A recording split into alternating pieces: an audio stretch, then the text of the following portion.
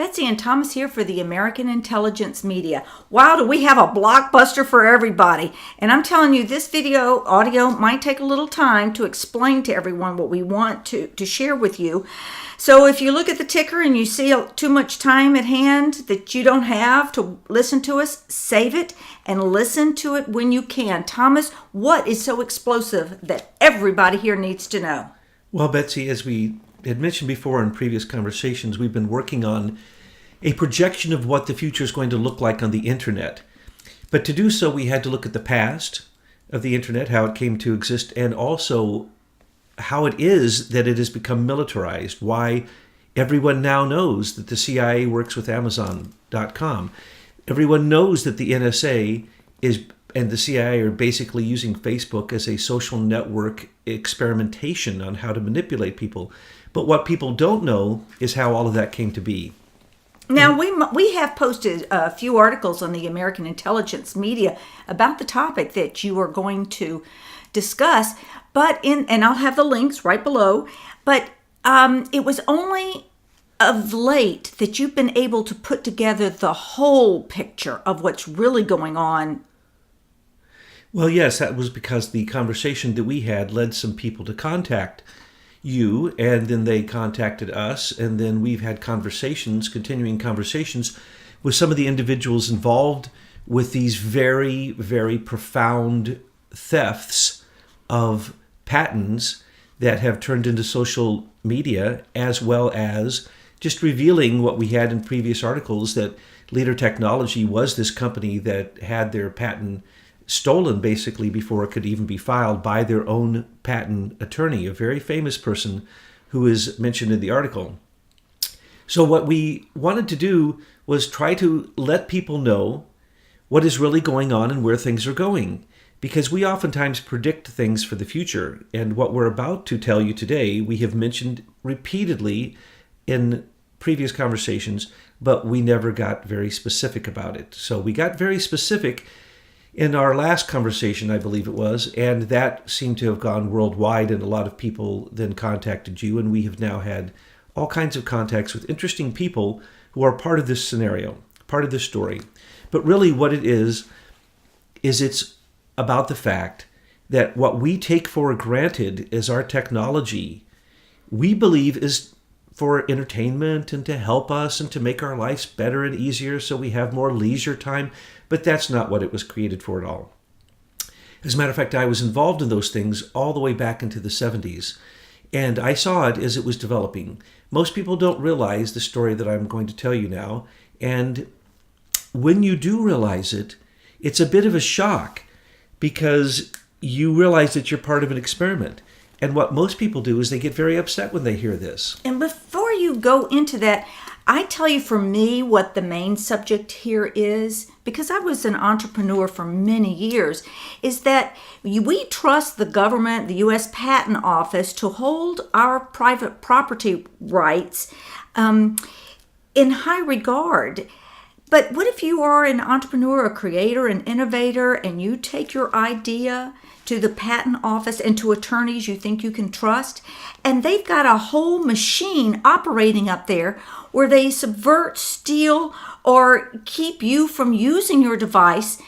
I mean, Thomas, there are free energy devices out there that could be used here and now that would supplant oil and gas, but it is our research that shows that the patent office suppresses this on purpose to turn around and give it to the military-industrial complex that turns around and weaponizes these things against us. So that's what I'm fuming about. That's exactly what people get upset about. Because when you find out that right now, actively, 5,000 patents have been confiscated by inventors who turned them in with absolute innocence and naivety, thinking that the government would protect them, as you just said. But what happens is a committee reviews every single patent that is submitted. That committee has on it individuals from some groups we're going to talk about. I'll name them now. Highland Forums, patent attorneys, U.S. patent attorneys, very powerful ones who are connected to Silicon Valley and all of the military-industrial complex, as you mentioned.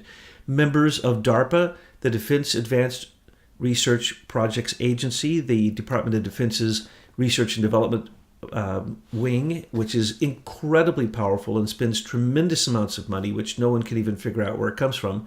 And then In-Q-Tel, which is the CIA's version of that, which has a group called Science Applications International Corporation, which both In-Q-Tel and SAIC, which has now been turned into LIDOS, those groups get money directly from taxpayers.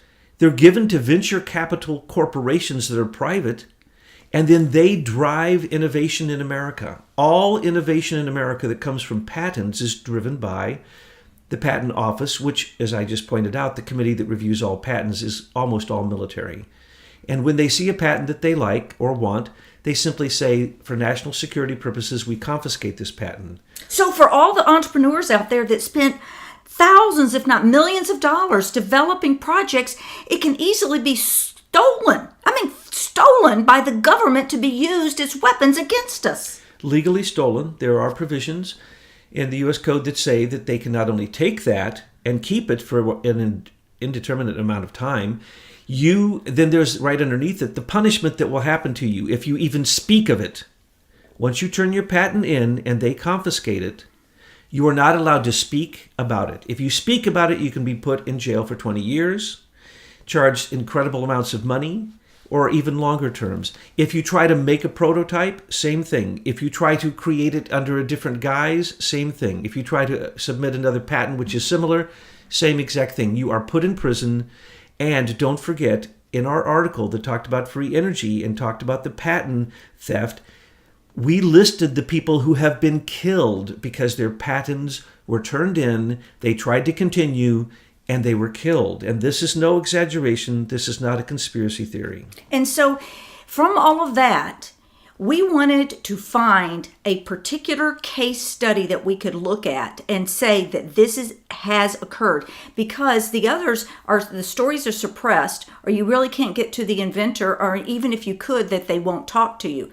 So we found a particular case study where all of these elements exist, and now you're going to tell us about that. Well, that would be Leader Technology in Ohio developed what basically was the patent for social networking, which was a huge advancement in terms of the capacities for the internet to actually become weaponized for the military, to be used as social manipulation, social control, and to basically use all of the weapons that they have to beta test them on Americans, which is now legal, which we point out in the article, which we say all the time. And by the way, as far as I know, we were one of the first groups of people ever to say this, that in 2012, that Obama changed the National Defense Authorization Act to add the fact that Americans could be considered terrorists, war actors, and that cyber warfare could be used against us.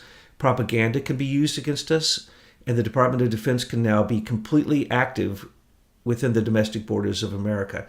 That is unconstitutional, it is illegal, it is unethical, and it is what has led us into the mess of complete surveillance of Americans. And in this article that we recently released, which you so beautifully with your team released yesterday, an entire dedicated intelligence report release, in between your two Truth News headlines for morning and evening, you produce this. And it's an amazing compilation, because there's 4 or 5 articles that you can connect to the URLs that we've written about before to give you all the information you want, because as you know, we make sure to really document what it is that we're saying so that you can do the research yourself. Plus we present the research for you so you can draw your own conclusions. So let's get back to Leader Technology and what was stolen from them and how it harms not only Leader Technologies, but all citizens of the world. Well, with Leader, that was basic theft. That was basic industrial espionage. How did it work, Thomas? Well, patent attorneys are some of the crookedest people in the world. They're also some of the richest people in the world because they oftentimes steal the patents. If you give your patent to a patent attorney, you better be able to trust them, because really, they can steal it. Well, you better take an attorney with you to go to the patent attorney. Basically, plus you better have signed documents, plus you better have all kinds of things built into it, especially if it's modern day patents that have source code in them. And this is what happened with Leader Technology. They developed the next it's not even the next step. It was the next leap, the next quantum leap in technology. And they trusted one of the best attorneys, top attorneys in D.C., Washington, D.C., top patent attorneys. I don't really want to go into defaming him until I get all my facts together. And then I'm going to attempt with our next article, we're going to write 2 or 3 articles on this topic. We hope to show this person to be who he is, one of the most corrupt people in America and maybe the world. This is the person who wrote the Espionage Act to cover his bases for being someone working in espionage. He wrote some of the patent laws. He was connected with the presidents. He worked in the White House. He was in the National Security Council. And he was connected to Larry Summers when he was at Harvard University, after he stole the basic prototype of this patent from Leader Technology, he gave it to Harvard University, where, of course, Mark Zuckerberg was. And Larry Summers was there too. So the faculty and some of the students took this, but it wasn't a finished program. And so the reason it can be demonstrated that Mark Zuckerberg specifically took this stolen, should we say, maybe I should, allegedly stolen, okay, I'm going to say it once, allegedly stolen source code that had already been linked up to the Department of Defense's encryption codes, which you must be able to do anytime you work with the Department of Defense. And you might ask, oh, well, why would social networking advancements be linked up to the Department of Defense? Well, as I said before, the NSA and the CIA basically run Facebook. That's pretty well known now. And if you don't know that, you haven't read Vault 7, you haven't read WikiLeaks, you haven't really looked into the history of it. But at Harvard, IBM Eclipse Foundation was founded at about the time that this source code from Leader Technology was taken. So they founded a group that then became basically the core think tank for what we would say is the modern advancements in Silicon Valley, and especially for the huge tech moguls, the huge tech barons, who are really stooges, who I will explain that in a minute. But in this case, it is not that. It is not patent theft per se, or patent confiscation for national security purposes. It is basically what happens in industrial espionage. He got bamboozled. He got bamboozled. A slick attorney.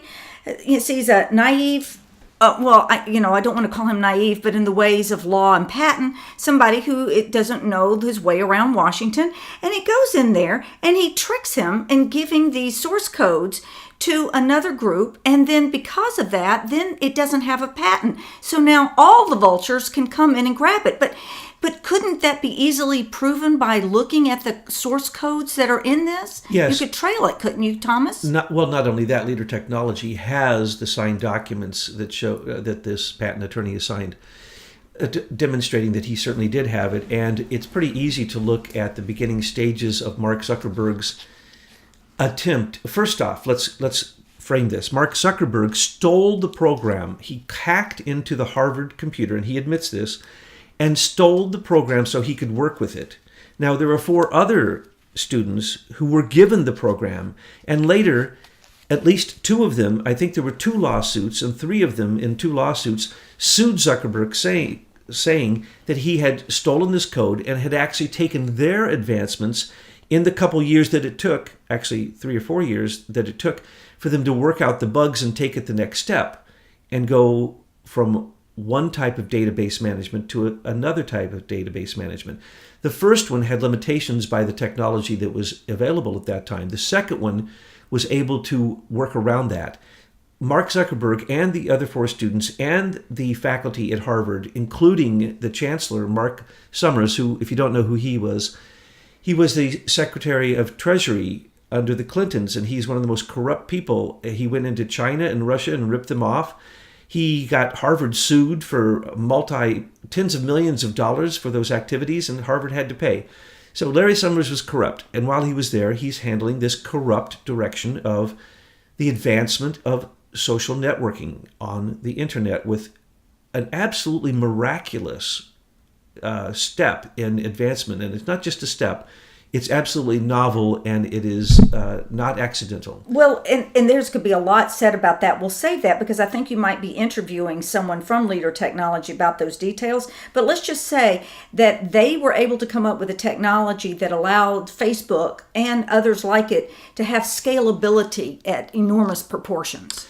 And to work out of the old filing system where you actually have a file and you work around the file. And you work in the file, really. You're kind of limited by the parameters of the file. This technology, this should have been patented, this huge advancement was almost incomprehensible even for people who are fairly well versed in computer science. Because what happened was the file, let's take your thread. Take your thread on Facebook. Somehow it's a file that's interactive in real time and can have 1 million people adding to it. So when it got to that level of scalability, which is basically infinity, no one could handle it. No systems could handle it until very special code was written. And this code is basically the code that has led to not only Facebook, Twitter. Google uses it. Well, I'll go back and explain Google in a second. But all social networking comes out of this source code, and this should have been patent for Leader Technology. And so when you say things are stolen, well, things get stolen all the time. I had a friend. Well, wait a minute. Before you go to talk about the friend, if this technology is so amazing and it's Facebook's, then wouldn't we see Facebook patenting it? That's what I'm going to study next. I doubt that Facebook has a valid patent. But if they do, it's going to be basically the same exact source code with the additions, as well as if it has to be integratable with the Department of Defense encryption code so they can have their backdoor, as well as it must be linked to a search engine that has already been pre-approved by the NSA, because every Google, Yahoo, Dogpile, any search you do on the internet is an NSA search. The very base code that was written for that, the source code that was written for that, was put into open source, and Brin and Page were working at a university being paid by the United States government and taxpayer dollars. And they came up with a couple novel ways of coding pages. And then they took an existing system that they were building on called Memex, which the DARPA had already developed. And Memex is basically the program that everyone must build on that is approved by the United States government to actually have these programs. You are not going to be approved or get approved as a social networking system unless you're in the club. And that, we now call it Silicon Valley Club, but before it was called the IBM Eclipse Foundation. If you're not in that club, you're not going to get government approval because you're not putting the Department of Defense encryption codes in, and you're not putting in the search engine called Memex, which was then transformed into Google. Okay, back to your friend. Industrial espionage kills people probably every day of the year. People invent things. For instance, there are many Nikola Tesla patents that no one has put into application. A patent doesn't say how you're going to invent it. It shows a novel step that is absolutely unique. And it's so unique that you can't take a patent necessarily and make the machine it is describing. And that is particularly true with John Worrell Keely's patents and Nikola Tesla's patents, two men who will continue to be the innovators in the future. So a friend of mine, one of the most brilliant engineers I know, worked with some people who said, oh, let's take this patent. And it was a patent for that you hang it on your window and it spins. But the vortexes inside take cold air from the outside and turn it into hot air on the inside. But if you turn the device around, it does the opposite. It takes whatever I said, it makes the opposite. So it's an air conditioner and a heater. And all it is a triple vortex machine built upon the vortex idea of Tesla. This guy built it. He made the prototype. He didn't have to file the patent. What happened? Somebody came in, industrial espionage, offered him a lot of money. He didn't take it. Of course, it was stolen the next day, and his laboratory was burnt down. So he started on another one that was a grinder, was a vortex grinder. When he got it done, by this time they're watching this guy because he's got all this innovation. You see, that's the thing next day. That's the thing about these criminals in Washington. They have no creative thinking. They couldn't do jack you know what That's right. if it wasn't for the creation and the innovation of Americans. The day after the prototype was done and he tested it, they came, took it, burnt down his laboratory again and his house. Fortunately, he got out and he was saved, but everything, all of his money was gone. We now know, and we point out in the free energy article that you have posted, that what you want to do when you have an idea is never let the U.S. government patent office know about it. You go to a foreign country, oftentimes Japan or Germany, you develop it, first off, you patent it, then you go and hide, and then you develop the prototype, and then before you let anybody see the prototype, you have to have your money for marketing and distribution, and you make sure that you are making it in multiple places. So everything is decentralized and that you are not the only person who has this information. So before anyone sees this prototype, it must be already made into a sellable device. And when you see the free energy devices that we have shown you, can, in fact, as Betsy has said, change the entire economy of the world overnight. Those were done that way. That's why cars run on water are common in Japan and Germany. Now in America, they're going for hydrogen cells instead of simply jumping to hydrogen. You can put water in your car right now. And change your own engine over into a water-running engine with GEET technology, GEET. That's all in the energy article. Yeah, and thanks to the people that created this GEET technology that contacted us, we were able to write this incredible citizen intelligence report, which is in the article. But let's go back now to leader technology and what happened. Well, that was theft. That was basically...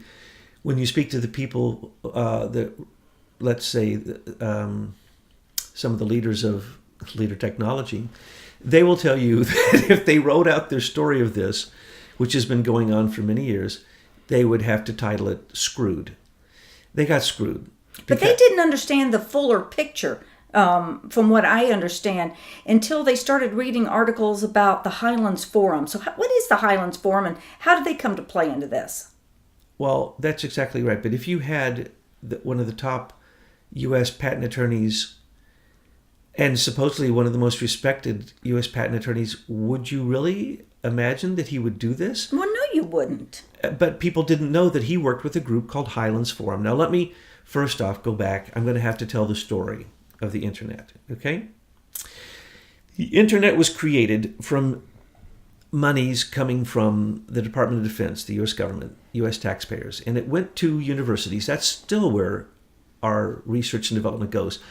It goes to universities where young hotshots, innovative thinkers are creating novel ideas. They're being told what the government wants, what the Department of Defense and the CIA wants, and they're being told, go out there and develop this. Now, the universities keep the patents, or the Department of Defense keep the patents, because when that happens, the student who creates it then might be used as a stooge to create a dummy company, which then magically gets Goldman Sachs funding, which is, of course, CIA funding, or other very large banks or other companies, which are really also CIA companies. Or now the CIA created In-Q-Tel, which is a venture capital company, which is a corporation. So now they have a company which they play like is not CIA run, but it works for the CIA and it handles all CIA cyber innovation. Particularly, they're focused on cyber innovation in cyber warfare. But to begin with, it started off very humbly with 2 universities and a couple of people sending a simple message in a system, and that became what was then called ARPANET. DARPA funded it, so they called it ARPANET. And it went on and limped along because they couldn't really do too much and they could only have a few people connected to it. And then somebody at Stanford, I could go into their names, but it doesn't matter. 2 people at Stanford came up with something called, basically, Stanford University. And these 2 people, again, stole what should have been a patent, but because it wasn't a patent, you can steal all this information, and that's what happened to Leader Technology. They didn't steal a patent. They stole the project as it was from Stanford and turned it into what we call routers. If you don't have a router, you can't have an internet. So the routers were created, and then they started being able to have more people on them. Well, these two guys went off and created a company themselves that was, again, magically funded by Wall Street and big bankers, CIA, and they got infinite money to develop routers. Well, a couple years after that, they mysteriously and suspiciously died.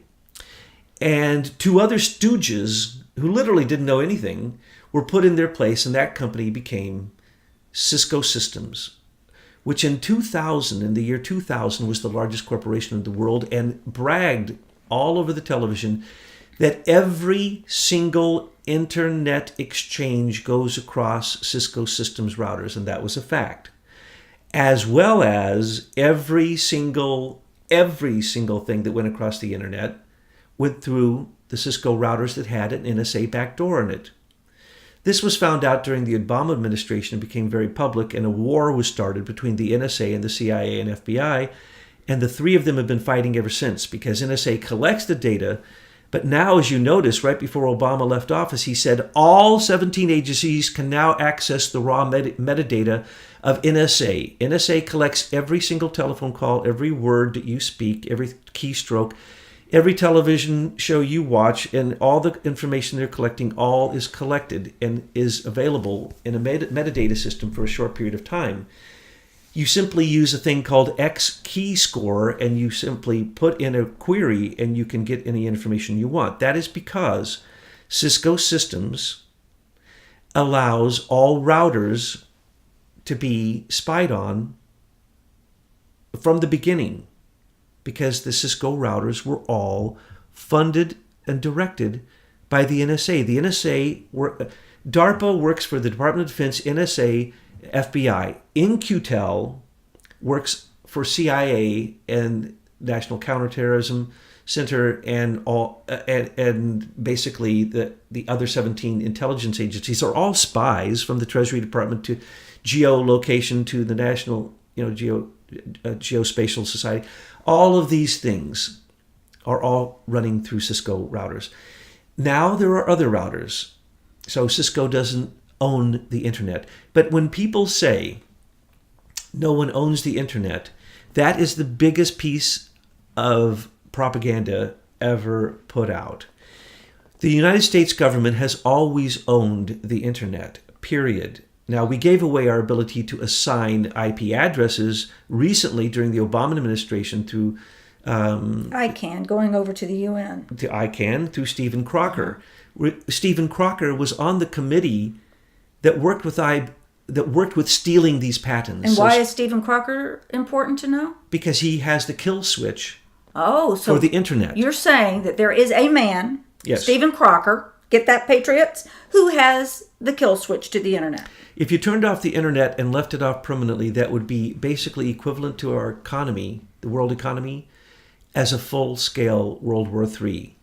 Well, yes, it's mass destruction at all kinds of levels. All economies using the internet, and anyone who has internet accessibility has now become dependent upon it with business, would collapse overnight. So we make it look like, we don't control the internet in America. We can't ferret out Islamic fascists.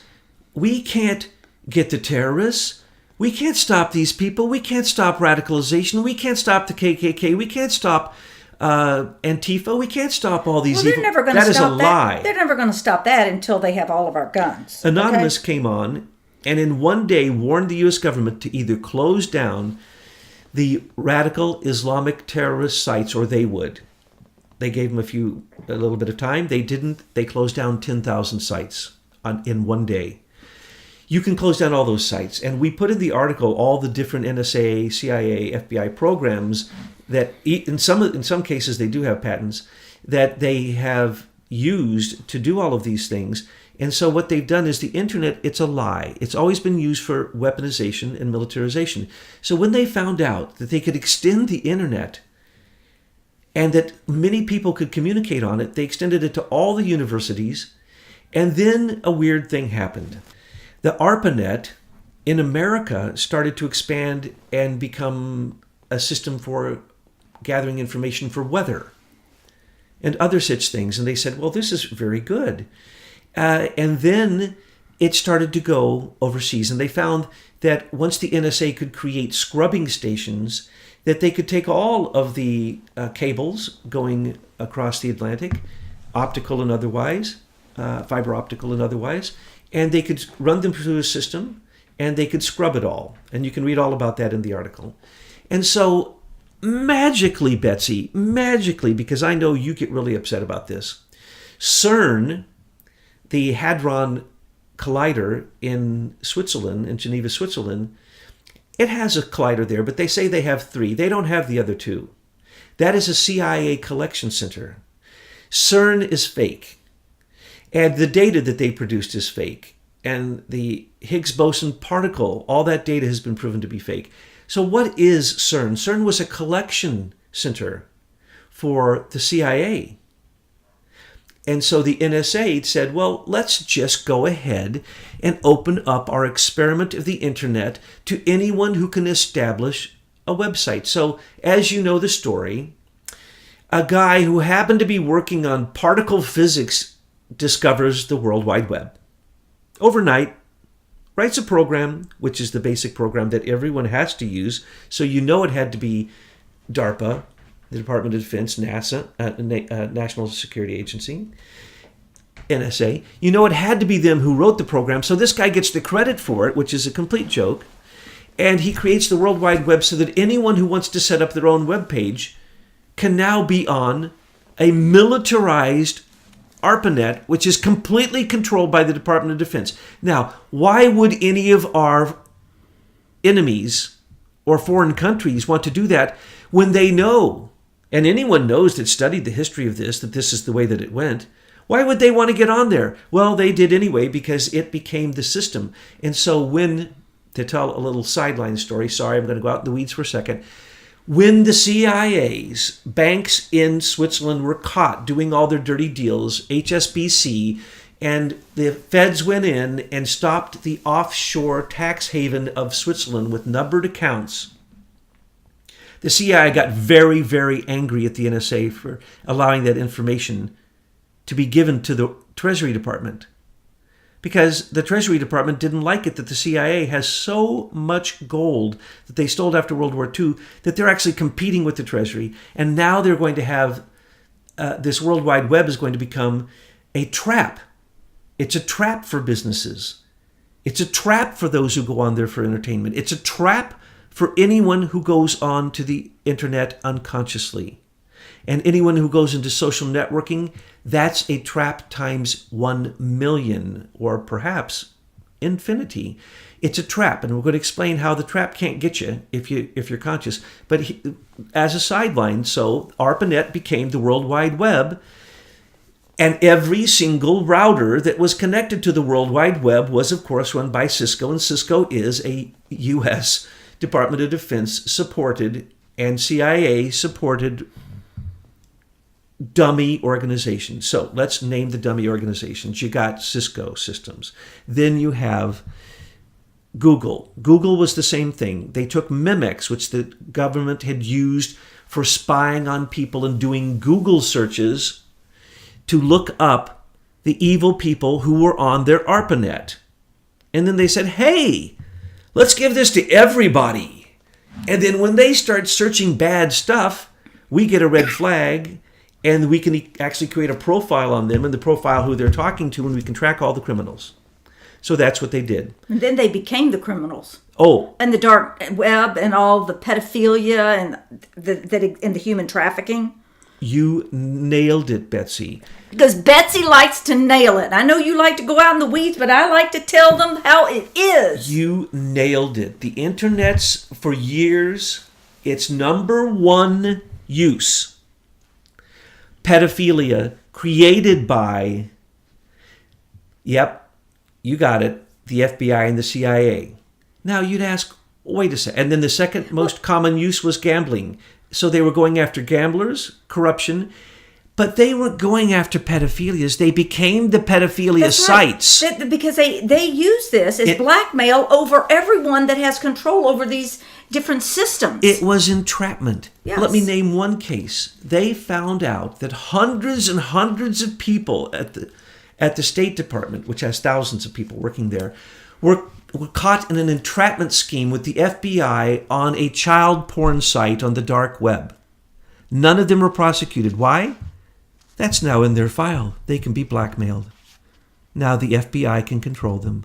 That's the way it works. The FBI created the dark web. The dark web is completely open to the NSA. They created it. Well, and I'm sorry to go off on that sideline. I just want folks to see that it's all related. All of this is related to each other. Absolutely. So when you see the military progression of the internet turning into what we now have as Google and then as social networks and like Twitter, you get a Trump who uses Twitter for Twitter bombs. He uses it against them, and he now is using a social media network that was a stolen patent to bring down the mainstream media. He's going to end, as they say, cut your cord. Don't watch television. Don't watch any cable. Use your computer, use Wi-Fi, and go on and get your news. Hey, you should go to Truth News Headlines. We've got great headlines every day. In fact, if you look at all the great videos and read the articles, you won't even have time for mainstream media. That is a fact, Betsy. I can't keep up. The reason I don't write more articles is I'm reading the news that you and your team put together. And I always say, just skip it. Just read the headline. And you go, no, I got to read it. And then I come over here and you say, well, what are you working on? And I very reluctantly tell you, and then you say, well, let's do an audio on it. And then, by the way, will you have that article by the end of the day? Well, I'm sorry, but let me tell you why my sense of urgency. I have 7 children. I think you have 7 children too. Mm-hmm. And I look at these children, and they range from young teens up to adults, and they are so glued to their devices and to the propaganda that's out there. They are not going to be able to be the generation that defeats us. It defeats this enemy. Thomas, it's you and me and all of the baby boomers out there and the people that are awake. It's up to us. We cannot kick the can down the road anymore. And frankly, the way I look at it, this is a battlefield. And our enemies are using a type of weapon that you might not think is a weapon. It's called information. And they're using these weapons and they're using this technology against us.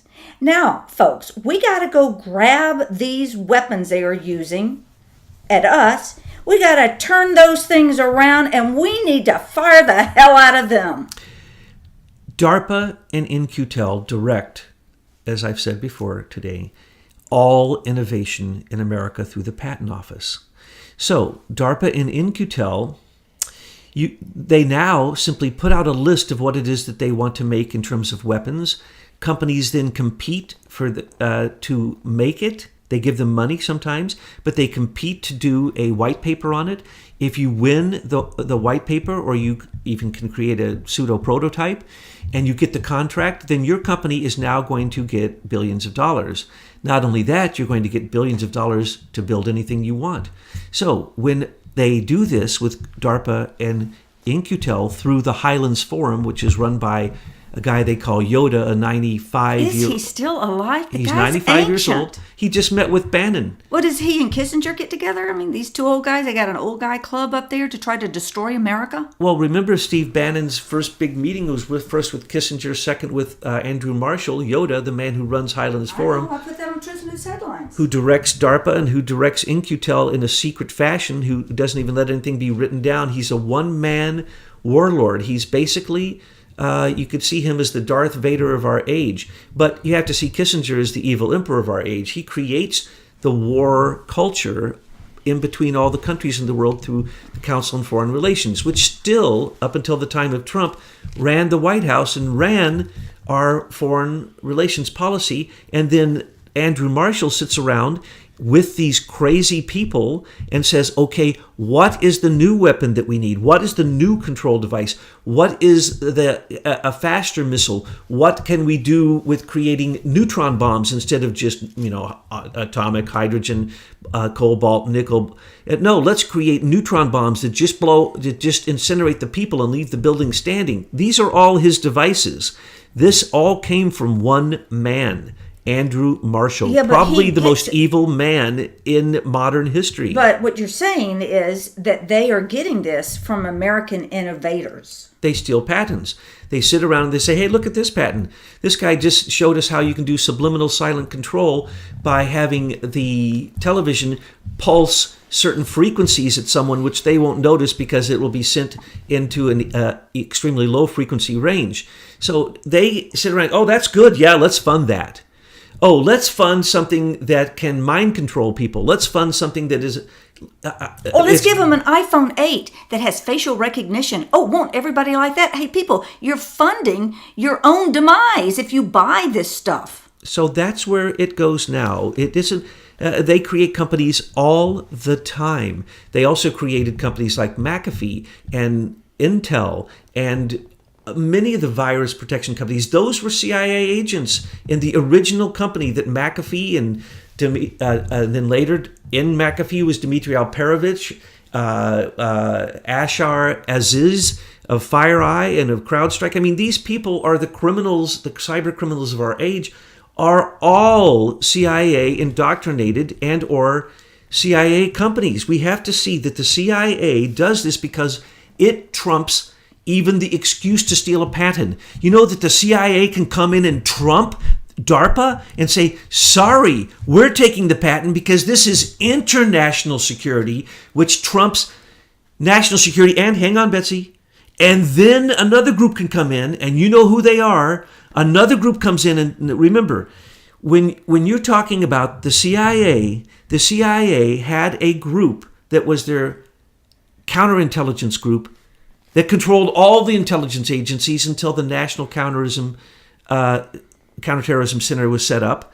And that's run by a person who is so evil. He and Andrew Marshall are good buddies. His name is Nick. No names. We've got them in our article. They're in the article. So what you want to do is you want to just follow the money. Yeah. And when you follow the money, you'll see it is so astoundingly corrupt that you will become very upset about it. Now, here's a shocking piece of news. Someone who is at the very top of all of this, from Leaders Technology, read an article that we did recently and some time ago, and he found out about Highlands Forum. He didn't know who the real enemy was that this patent attorney was working for, and all these people I'm discussing were all working for. And so when he found out about this, he goes, oh my gosh, here's the missing piece to the puzzle.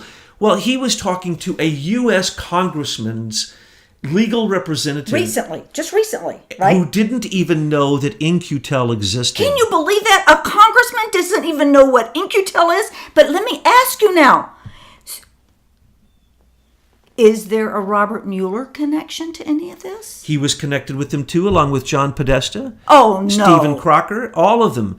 They all know the inside story because Silicon Valley are fake tech moguls who are simply military expansion into the corporate world.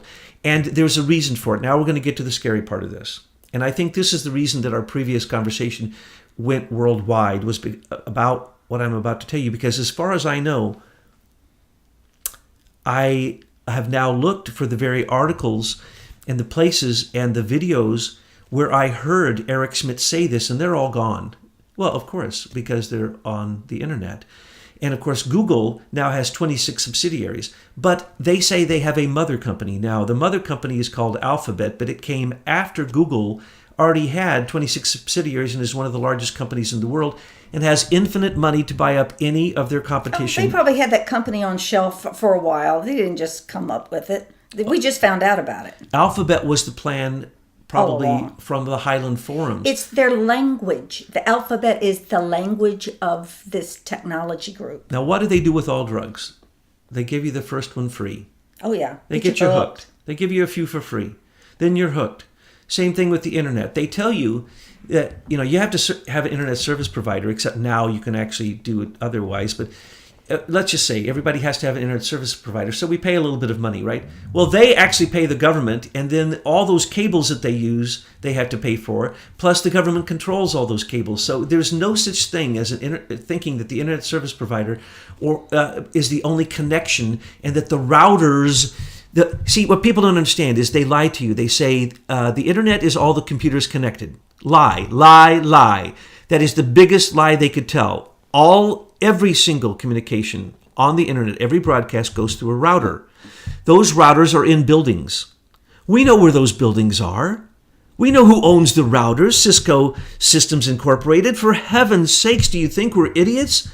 We know who owns the internet. We know you gave us the internet almost for free. We have using taxpayer money to develop it. We have 30 stolen patents or intercepted patents for national security concerns that we use every day that we go on the internet for free. Okay, so they gave us this drug for free to get us hooked.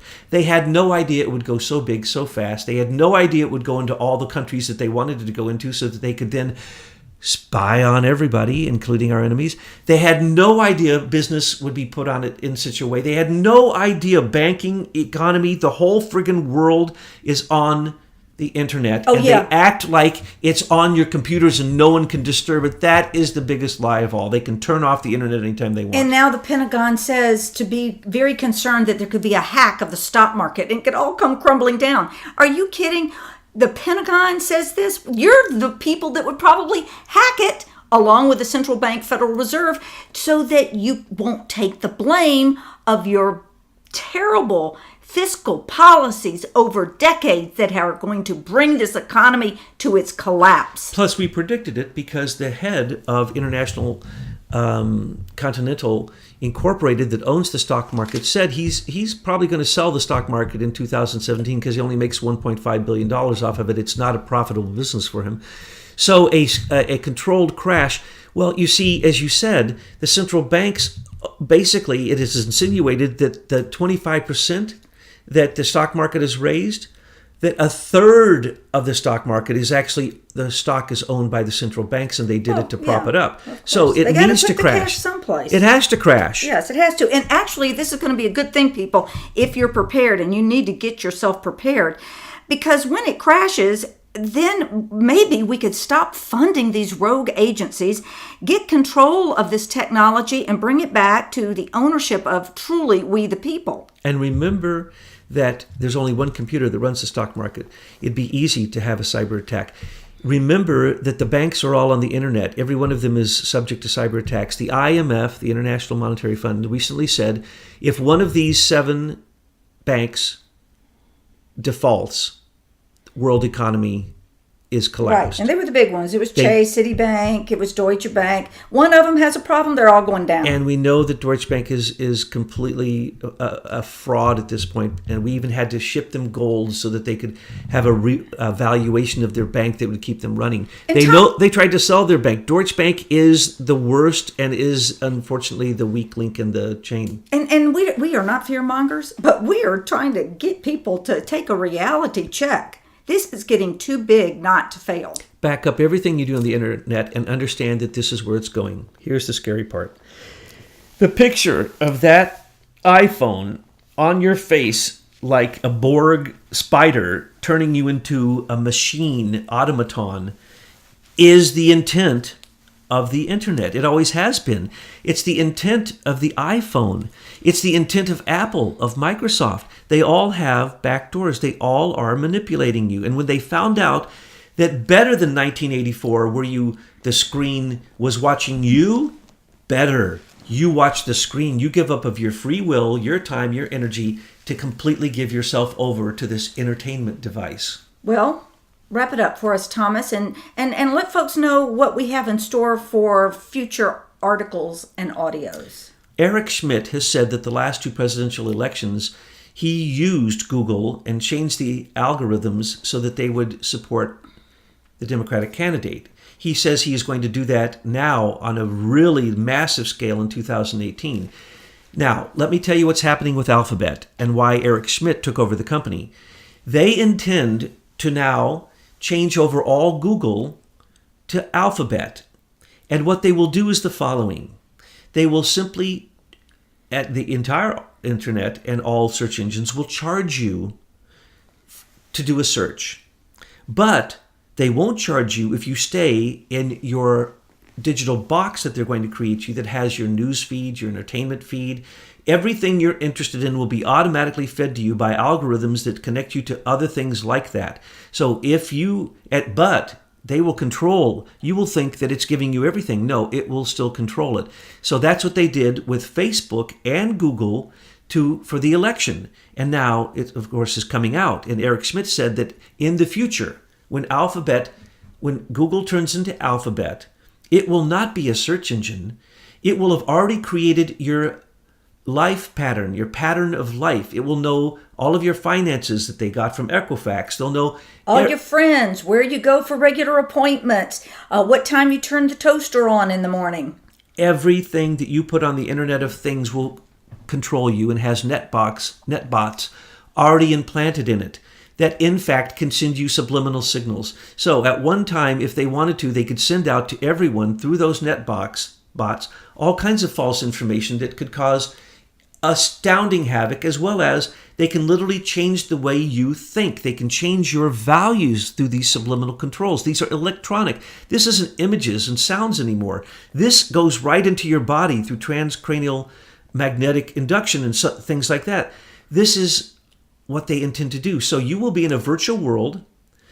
And when you're not in the virtual world with your 3D goggles on, which you'll only have to, move your hands, you won't be touching any screens. Things will be so pre-programmed for you, and it will not be artificial intelligence. That's called machine intelligence.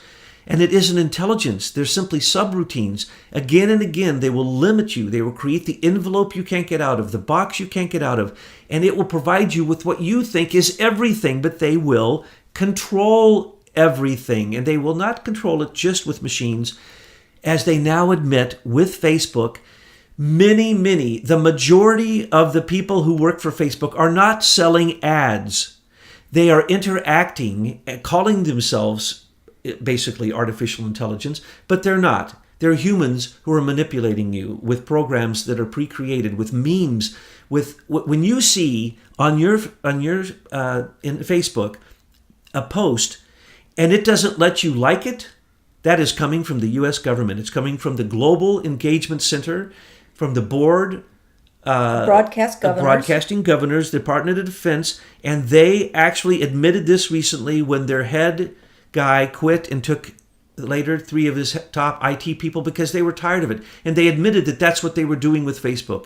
They were using X keystroke to go in, target, and manipulate people. And that's what we do with this system. So when you, in the future, and this was going to happen as soon as Hillary Clinton was elected, because then it would have been total lawlessness and they could have gone ahead with these things without having to even make a pretense like they did with Equifax. It would have just been a lockdown. That's it. Game over. You would have been put in your digital prison.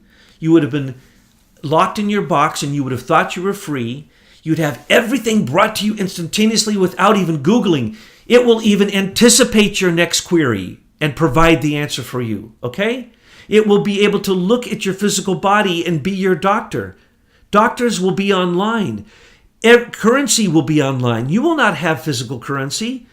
You will not even need to go to work. They don't even need you as a consumer except to order from Amazon and have it delivered by a drone. And Amazon is becoming the world's company store. It harkens back to that image at the Grapes of Wrath. Remember that great John Steinbeck novel where the farmers the immigrants that were harvesting the peaches only had one store to go to buy their goods.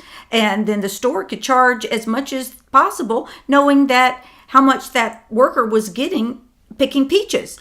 Once you're a monopoly, like Microsoft, Apple, like Cisco, like Google, like Intel, like all these things that have monopolized these fields, those are all military inventions and innovations and run by the military to this very day. If you think otherwise, you're incorrect. So what do you do to get out of this?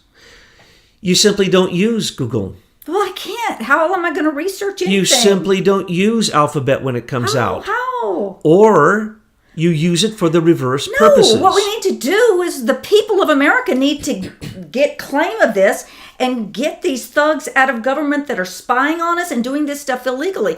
This could be a great boon to our human evolution if we could get the evil out of it. You simply manipulate it for what they didn't anticipate you to use it for. They wanted to take your freedoms away. You use it to create freedom by the research, by citizen journalism.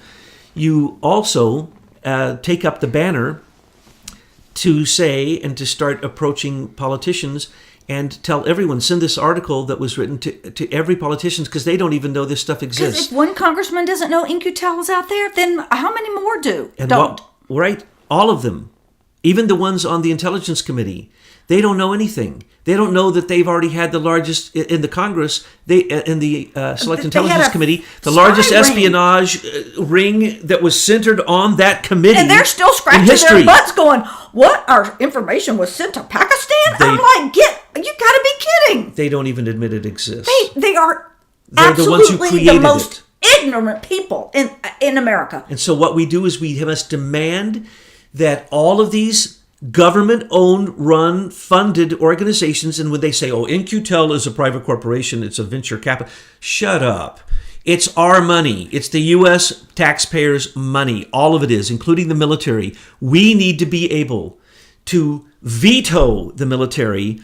The people need to be able to veto what the White House does in terms of executive power, because it's all been so centralized in the president. Thank God we have Trump there, because if Hillary was there, it would have turned into the evil empire. So what we have to do is demand that it become a utility that the U.S. government simply charges as an internet service provider. Like a highway or your gas and water. I don't want to freak people out, because when they hear public utility, they think it's going to be another monopoly. We simply need to turn off all cables leading from America to foreign countries.